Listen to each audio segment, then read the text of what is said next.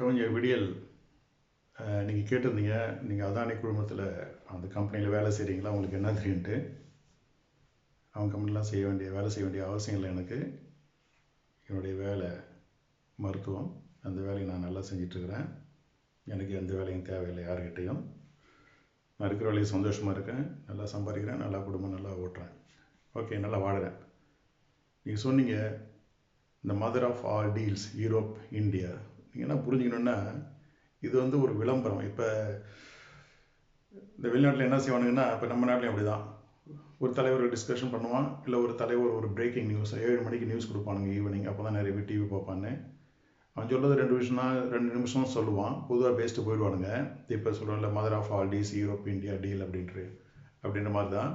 அப்புறம் அதுக்கு பின்னாடி ஸ்பின் டாக்டர் வருவானுங்க. இது வந்து அமெரிக்கன் பிரசிடென்ஷியல் எலெக்ஷனுக்கு டிபேட்டில் பார்க்கலாம். என் தலைவர் அப்படி பண்ணார் இப்படி பண்ணார், அதை மிகைப்படுத்துறது. ரைட்? இப்போ நம்ம ஊரில் அது வந்து இப்போ நம்ம ஊரில் ஸ்பின் டாக்டர் இல்லை, அரசியல்வாதிகள் அவனுக்கு பேசுகிறதே ஸ்பின் டாக்டர் தான். அவனுக்கு பேசுறது எதுலேயும் பிரயோஜனம் கிடையாது. இப்போ சொன்னாக்க இந்த பாமக சொல்கிறது இல்லை, நாங்கள் பேரல் பட்ஜெட் போடுறோன்னு 40 வருஷமாக போட்டுருக்குறானுங்க. என்னது பட்ஜெட் போட்டு என்னது கிடைக்கிறானுங்க? ஒன்றும் கிடையாது. ஒரு விளையாட்டு மாதிரி. நீங்கள் கேட்டீங்க ஒரு அரசாங்கம் அதுக்கு பிறகு நீங்கள் ஒரு ஸ்லைட் போட்டிருந்தீங்க. அதில் வந்து வெளிநாட்டிலேருந்து ஜெர்மனிலேருந்து வர்ற கார், BMW, Mercedes, Porsche எல்லா காரும் நான் வச்சுருக்கிறேன், ஓட்டுறேன், எல்லாம் செய்கிறேன். ஆனால் அந்த காரை வந்து இங்கிலாந்துலேயே ஓட்ட முடியல. ஏன்னா அந்தளவுக்கு ரோடு மோசமாக இருக்குது இங்கிலாந்தில். யூரோப்பில் இந்த விஷயம். ரைட்? இது மாதிரி காரை வாங்கி ஏன்டா இந்த நாட்டுக்கு எட்டுன்னு வரோன்னு நினச்சிட்ருக்கேன். வேறு வழி இல்லாத ஒரு காரை எடுத்து வரேன். அப்படி இருக்கும்போது நம்ம ஊரில் கட்ட வண்டியே ஒழுங்காக ஓட்ட முடியல. உங்களுக்கு எதுக்கு ஜெர்மன் கார்லான்னு கேட்குறேன். அந்தஸ்துக்கு, பகட்டுக்கு, புடவை படத்துக்கு, இல்லை கொள்ளடிச்ச பணத்தை வெளியில் காட்டுறதுக்கு, அவ்வளோதான்.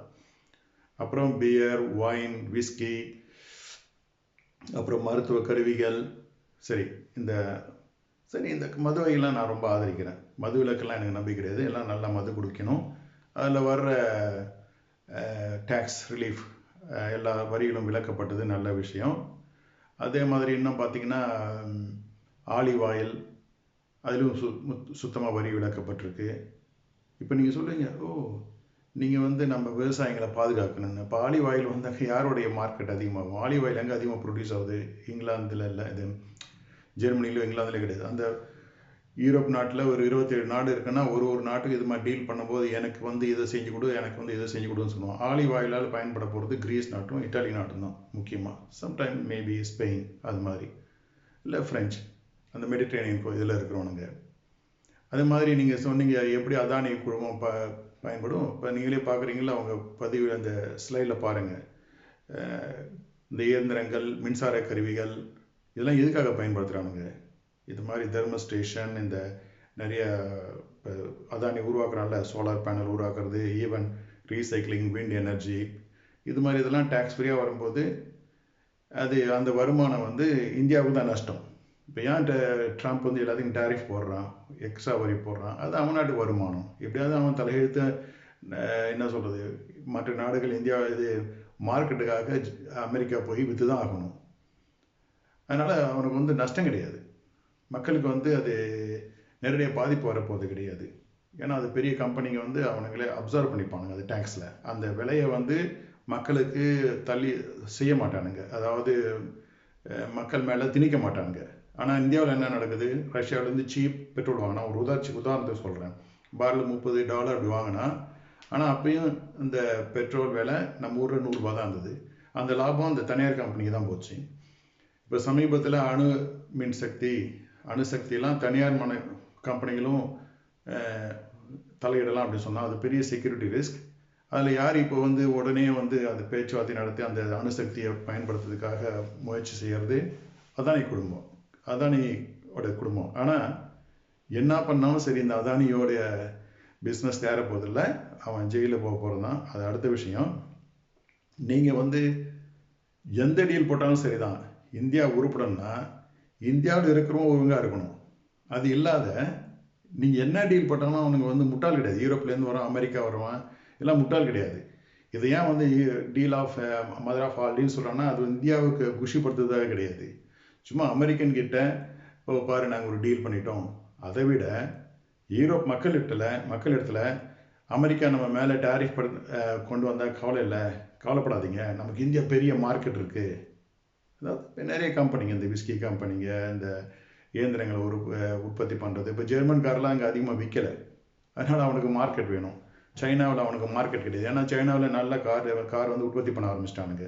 எலக்ட்ரிக் கார் கொண்டு வந்தானுங்க. சைனாவில் உற்பத்தி பண்ணுற எலக்ட்ரிக் கார் வந்து டெஸ்லா காரு, இன்னும் ஃபோர்ட்ஸ் வேகன், ஈவன் போர்ஷே, மெர்சிடஸ், BMW, இந்த ஜெர்மன் காருங்க ப்ரொடியூஸ் பண்ணுற எலக்ட்ரிக் காரோட நல்ல car Chinese BYD company produce பண்ணுறான், நல்ல தரத்தோட. ஸோ அவனுக்கு வேண்டியது இப்போ எவன்டா முட்டாளுங்க இருக்கான், எவன்டா எங்கடா மார்க்கெட் இருக்குன்னா இந்தியா. அதுக்கு தான் வந்து டம்ப் பண்ணிட்டு போகிறானுங்க. இன்னொன்று, இந்த யூரோப்பியன் கமிஷன் தலைவர் இருக்கால, இந்த ஊர்சுலா வான் டெர் லெயன், அவள் ஜெர்மன்காரி தான். அவள் வந்து ஜெர்மனில் பாதுகாப்பு அமைச்சராக இருக்கும்போது பண்ண ஊழல், அவளை அந்த பதவியில் தூக்கினாங்க. அப்புறம் என்ன, இது மாதிரி திருட்டு பசங்களுக்கு தான் நிறையா திருட்டு பணங்கள்லாம் ஒரு எல்லா வீலிங் டீலிங் கட்சிக்குள்ளே இருக்கும்ல, அதில் வந்து யூரோப்பியன் கமிஷனராக வந்தால், அதில் வந்து ஃபைசர் கம்பெனியில் ஒரு டீல் பண்ணி எல்லாருக்கும் தேவையில்லாத வேக்சினை போட்டு பில்லியன் கணக்கில் ப்ராஃபிட் எடுத்து அவள் குடும்பத்தில் இருந்த அவன் வீட்டுக்காரர் மூலமாக அவள் பண்ண ஊழல் குற்றச்சாட்டுக்கு இன்றைக்கி யூரோப்பியன் கமிஷன் அவன் மேலே கேஸ் இருக்குது. அது வந்து மெஜாரிட்டி மூலமாக தடுத்து நிறுத்திட்டு வரானுங்க. அவளும் இன்றைக்கும் ஒரு நாள் அவள் குடும்பம் அந்த ஊழலுக்கு பதில் சொல்லி தான் ஆகணும். அதனால் கொஞ்சம் விடியல், நீங்கள் வந்து நல்ல நாலேஜ் இருக்குன்னு தெரியுங்க, அது வந்து நான் மறுக்கலை. ஆனால் ஒரு டீல் பண்ணுறானுங்கன்னா நீங்கள் இன்னும் அந்த வெளிநாட்டுக்காரனுங்க, மேற்கத்திய நாட்டுக்காரன்லாம் நீங்கள் குறைச்சி மதிப்பிடுறீங்க. அந்த டீலெல்லாம் 2 பேருக்கு தான் பயன். ஒன்று மேற்கத்திய நாட்டு மக்கள், மேற்கத்திய நாட்டு கம்பெனிகள்லாம். நம்ம நாட்டில் ஒருத்தவங்களுக்கு மட்டும்தான் ஆதாயம். அது யாருன்னா பெரிய பெரிய பிஸ்னஸ் பண்ணுறானுங்கள்ல, அதானி இல்லை டாட்டா, பெரிய இது மாதிரி கம்பெனி, அவனுங்களுக்கு தான் லாபம். ஆனால் அந்த வரி விலக்கால் வர்ற பயனை, அந்த பொருட்களின் விலையை குறைப்போன்னு சொல்லி மக்களுக்கு அவனுங்க வந்து கொடுக்க மாட்டானுங்க. அதுதான் என்னுடைய வாதம். உங்களுக்கு புரியும்னு நினைக்கிறேன். இதுக்கு மேலே நான் என்ன சொல்கிறதுக்கு இருக்குது. அதே மாதிரி தான் தங்கம். நான் சொன்னேன், தங்கம் வர்றது ஏதாவது இறக்குமதியை ஏன் நிறுத்தினானுங்க. தனியார் வந்து 4 சவரன் 5 சவரன் எடுத்து வரணும்னு, அதுக்கு முன்னாடி எல்லையில் எவ்வளோ வேணாலும் எடுத்து வரலாம். காரணம் என்னென்னா, குஜராத்தில் இருக்கிற எல்லா டைமண்ட், கோல்ட், ஸ்மித் இவனுங்களாம் அந்த தங்க வியாபாரிகள், வைர வியாபாரிகள், பம்பாயில் இருக்கிறவனுங்க, இந்த ஸ்டேட்டுங்கெல்லாம் பயனடைகிறதுக்கு தான். அவன் பிஸ்னஸுக்கு மட்டும்தான் அவன் இம்போர்ட் பண்ணலாம். அதுக்கு முன்னே நம்ம என்ன செய்வோம், நானே செஞ்சுக்கிறேன். கல்யாணத்துக்குலாம் நான் நிறைய இந்த தங்க பிஸ்கட்னு சொல்லுவாங்க, துபாயில் வாங்கிட்டு வந்து கல்யாணத்துக்கெல்லாம் ஊர்லேயே நாங்களே நம்ம பத்திரத்தை சொல்லி நாங்களே செஞ்சுக்கிட்டோம். அது மாதிரி இப்போ செய்ய முடியாது. அப்புறம் ஒரு 30-40 பவுன் எடுத்துகிட்டு வந்து முடிஞ்சு ஜஸ்ட் ஒரு நாள் விளையாட்டுத்தனமாக. அதெல்லாம் இப்போ விளையாட்டுத்தனமாக கிடையாது. எவனுமே பணம் இருக்கவனே இப்போ வாங்க முடியாது. இவன் லஞ்சம் வாங்குறவங்கள கூட இப்போ நாள் நகை வாங்க முடியாது. அது மாதிரி ஆகிட்டுது. அது காரணம் என்ன, இன்டர்நேஷ்னல் மார்க்கெட்டில் தங்க விலை அதிகமாக இருந்தாலும் நம்ம ஊரில் இன்னும் அபரிதமாக போகிறதுக்கு காரணம் என்ன, இது மாதிரி இறக்குமதி கட்டுப்பாடு தான். ஏன் அந்த தங்கத்தை வந்து ஃப்ரீயாக இறக்குமதி பண்ணலான்னு சொல்ல வேண்டியதானே இந்த உங்கள் கவர்மெண்ட். இதுக்கு வந்து யூரோப்பியன் டீலோ வேறு எந்த டீலோ தேவையில்லை, ஜஸ்ட் கவர்மெண்ட்டே எடுக்கலாம், தங்கம் எவ்வளோ வேணாலும் எடுத்துகிட்டு வரலாம், பழைய காலம் மாறின்னு சொல்லுங்களேன் அவங்க மோடி அரசாங்கத்தை. மோடிலாம் ஒரு முட்டாள். அவனால் இந்தியாவுடைய பொருளாதாரமே அழிஞ்சு போச்சு, வளர்ச்சி அழிஞ்சு போச்சு. வெறும் பணம் இல்லை, நீங்களாம் பணம் வச்சுட்டு கோடிக்கு 1 ஏக்கர் கோடின்னு 1 கோடின்னு என்ன, அது குப்பை. அதுவேளை அந்த பணத்தை பேங்க்கில் போட்டுட்டு இல்லை கையில் வச்சுட்டு நல்லா நிம்மதியாக சாப்பிட்லாம். அந்த குப்பையை 1 கோடி போட்டு வாங்கி இருக்கிற பணத்தையும் விட்டுட்டு அதில் கடன் வாங்கி அப்புறம் அதுக்கு ரிஜிஸ்டர் பணத்துக்கு லஞ்சம் கொடுத்து நடக்காது, ஒன்றும் தேராது. நம்ம ஊரில் உழைச்சி எளிமையாக நேர்மையாக வாழணும்னு நினைக்கிற வரைக்கும் எதுவும் தேராது. எந்த நீங்கள் டீல் போட்டாலும் பெருமையாக பேசிக்கலாம். இது மாதிரி இந்த ஃபேஸ்புக்கில் வந்து நேரம் இல்லைன்னா எனக்கும் சமயம் நேரம்னா வந்து வளர்க்குறீங்களே, அது மாதிரி சொல்லலாம். ஏன்னா ஃபேஸ்புக்கெல்லாம் அவங்க இந்த நம்பிக்கைலாம் விட்டேன், நம்ம ஊருக்கானெலாம் திருத்தவே முடியாது விட்டேன். அவனுக்கு வந்து ஒரு தலைமுறையாக 2 தலைமுறையாக முட்டாளங்களாக இருக்கானுங்க. ஒரு உதாரணத்தை வச்சுப்போம். இப்போ ஒன்றுமே சமுதாய நீதி, சமூக நீதி, உங்களுக்கு ரிசர்வேஷன் வரணும். நம்மளே சொல்லியிருக்கிறேன், ஜெயலலிதா வந்து 50%லேருந்து 70%, 69% ரிசர்வேஷனை மாற்றும் போது அவன் என்ன செஞ்சானா, ஒரு மெடிக்கல் காலேஜெலாம் 1500 சீட் இருக்குன்னா கிட்டத்தட்ட 3500 சீட்டாக மாற்றினான். இப்போ யாருக்கு லாபம் அதிகம், புரியுதா? நீங்கள் வந்து 100% கொடுத்தாங்கன்னு வச்சுக்கோங்க, நீங்கள் 100% கூட கவர்மெண்ட் வேலை எடுத்துங்க, காலேஜ் போய் படிங்க, எல்லாம் மருத்துவக் கல்லூரியில் இனி காலேஜும் போய் சேருங்க, சட்டக்கல்லூரியில் தேர மாட்டீங்க. காரணம் என்ன, அறிவு இல்லை. அறிவு வந்து பிரச்சனை கிடையாது, மனப்பான்மை, பேராசை, அந்த உழைக்கணுன்ற எண்ணம் இல்லாது. இப்போ எல்லாம் ஒருத்தன் ஒரு வேலை வந்து செய்கிறான்னா அவன் அந்த வேலையை ஒரு தரமாக நம்ம ஒரு கேரண்டியோடு செஞ்சு கொடுத்துட்டு போவான். அது அவனுக்கே வந்து அந்த தரத்தை காக்கணும் அப்படின்ற ஒரு எண்ணம். அப்போ தான் அவனுடைய கம்பெனி வளரும், பிஸ்னஸில் இருக்குன்ற ஒரு எண்ணம். ஆனால் நம்ம ஊரில் அப்படி இல்லை. நம்ம ஊரில் அப்படி இல்லையா? ஒரு கூலி வேலை செய்கிறவங்க கூட அந்த பணம் பார்க்குறான்ல தவிர அந்த வேலையை ஒழுங்காக செய்யணும்னு ஒரு எண்ணம் வரதில்லை. அதனால் அழிவு யாருக்கு காரணம்? அவங்களுக்கு தான் காரணம். ஒரு மோசமான மனப்ப நான் சொல்கிறது வந்து ஃபிலாசபி சொல்லலை, இன்னும் வேறு வழி இல்லாத அறிவுரை சொல்லலை, வாழ்ந்த வாழ்க்கையை சொல்கிறேன்.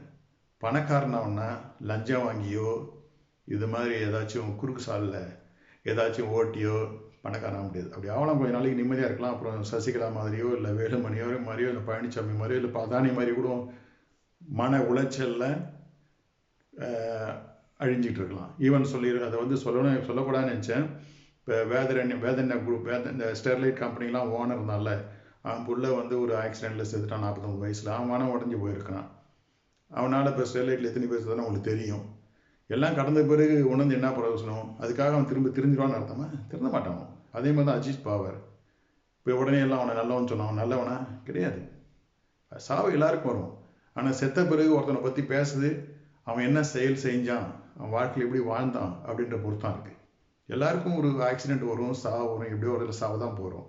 ஆனால் அதுக்கு கொடுக்குற அர்த்தம், அதனால் அவனுக்கு குடும்பம் அடைய போகிற வேதனைகள், விளைவுகள் அது ரொம்ப மோசமாக இருக்கும். அது நல்லவங்க குடும்பம் ஒரு நல்ல வாழ்க்கையில் நிதானமாக வாழ்ந்தவங்க குடும்பம் கொஞ்சம் நிதானமாக போயிட்டுருக்கும். இப்போ அஜித் பவாருடைய குடும்பம்லாம் பாருங்கள், நடுத்தர நிற்கும். இப்போ சசிகலா மாதிரி தான். அது இதெல்லாம் வந்து யாரும் ஒரு சாபக்கேடு கிடையாது. கர்மான்றது இதுதான் கர்மா.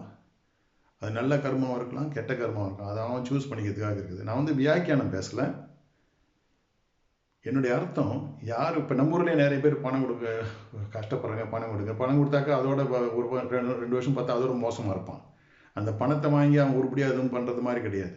சரி, இந்த தடவை இவன்கிட்ட பணத்தை வாங்கிட்டோம், அடுத்து எவன்டாச்சும் போய் பணத்தை வாங்கணும், இப்படி தான். அப்படின்னு வாழ்க்கையில் ஒரு எல்லையே கிடையாது. நம்மளும் மனுஷன் தான், நம்மளும் கஷ்டப்படுறோம், நம்மளும் சம்பாதிக்கணும் எவ்வளோ பணம் இருந்தாலும். அந்த உண்மை, உழைப்பு, நேர்மை, அந்த நீண்ட தொலைநோக்கு சிந்தனை இருக்கணும். அடுத்த மேலே ஒரு அக்கறை இருக்கணும். நம்ம மேலே நம்ம ஒழுங்காக வந்தால் தான் நம்ம அடுத்த மேலே அக்கறைன்னா அவனை தொந்தரவு பண்ணாத இருந்தாலே போதும். இது மாதிரி பல மனப்பான்மைகள் இந்தியாவில் நம்ம நாட்டில் இல்லாத வரைக்கும் நீங்கள் சும்மா பேசி பெருமையாக பேசிக்கலாம். அந்த இப்போ ஏதாச்சும் ஒரு தலைவர்னா அவனை குலதெய்வன்றது, இல்லை இது மாதிரி ஒரு டீல்னா பெரிய உலகத்திலே பெரிய டீல்ன்றது, இது மாதிரி அப்புறம் எவ்வளோ சொல்லலாம். அதனால் எதுவும் பிரயோஜனம் கிடையாது. அடிப்படை வந்து எளிமை, நேர்மை, உழைப்பு, நீண்டகால தொலைநோக்கு சிந்தனை இருக்கணும். அதுக்காக உழைக்கணும். அப்படி ஒரு ஸ்கீம் போட்டு வளர்ச்சி திட்டத்தை உருவாக்கலைன்னா, நான் சொல்கிறதுக்கு சாக்கடைகள் ஒழுங்காக வேலை செய்யணும், ரோடுங்கள் ஒழுங்காக இருக்கணும், லஞ்சம் இருக்கக்கூடாது. இது இல்லாத நீண்ட கால ஒரு திட்டம் இருக்கணும். இப்போ ஒரு கிராமத்து ரோடு இருக்குன்னா அது எப்படி எந்த ஸ்டாண்டர்டில் போடணும், இப்போ ஸ்டேட் ஹைவே இருக்குன்னா எப்படி எந்த ஸ்டாண்டர்டில் போடணும், அது மாதிரி ஒரு நியதிகள்லாம் இருக்குது. அதை பின்பற்றணும். ஒரு ரோடு போடணும்னா அதுக்கு முன்னாடி அதுக்கு ட்ரைனேஜு இல்லை கேபிள் போகிறது எல்லாத்தையும் செஞ்சுட்டு கடைசியாக அது மேலே ரோடு போட்டால் தான் பின்னாடி தோண்டாது இருப்பானுங்க. அப்படியே தோண்டனாலும் அதுக்கான ஒரு இருக்கும், இருக்கலாம், அந்த வரைபடத்தில் இருக்கும், இந்த இடத்துல எனக்கு தோண்டனா இதை சரி பண்ணலாம் அப்படின்ட்டு. இதெல்லாம் நிறைய சிந்தனையோடு, ஆழ்ந்த சிந்தனையோடு செய்யணும். சும்மா எடுத்தாங்க கவுத்தம்லாம் நாடு முன்னேறாது, வாழ்க்கையே முன்னேறாது. ரொம்ப நன்றி கவிஞர் விடியல் அவர்களே.